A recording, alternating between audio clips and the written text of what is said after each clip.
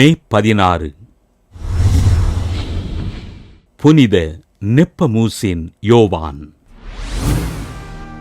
Bohemia நாட்டில் நெப்பமுக் என்ற பகுதியில் வாழ்ந்த இறைபக்தி நிறைந்த குடும்பத்தில் கிபி 1345 ஆண்டு பிறந்தார் நெப்பமூசின் யோவான். குழந்தை பருவத்தில் கடுமையான நோயுற்ற இவரை இவரது பெற்றோர் இறைவனுக்கு அர்ப்பணித்து நோய் நீங்கும்படியாக வேண்டுதல் செய்ய நெப்பமூசின் பூரண குணமடைந்தார்.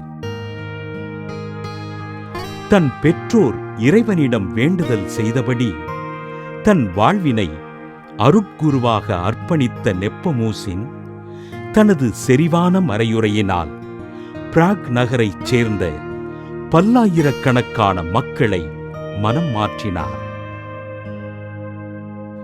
பிராக் நகர மக்களுக்கு இறைபணிகள் செய்து அவர்கள் வாழ்வின் முன்னேற்றத்தில் பங்கு கொண்ட அருட்தந்தை நெப்பமூசின் தன் மறைமாவட்ட ஆயரால் முதன்மை குருவாக உயர்த்தப்பட்டார்.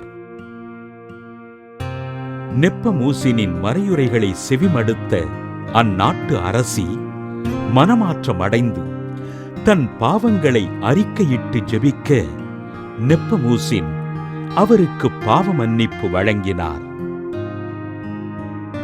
பொகேமிய அரசன் 4ஆம் வென்சிலாஸ் தன் மனைவியின் பாவ அறிக்கையினை வெளியிடும்படி நெப்பமூசினை துன்புறுத்த இதனை கடுமையாக எதிர்த்த நெப்பமூசின் சிறையில் அடைக்கப்பட்டார்.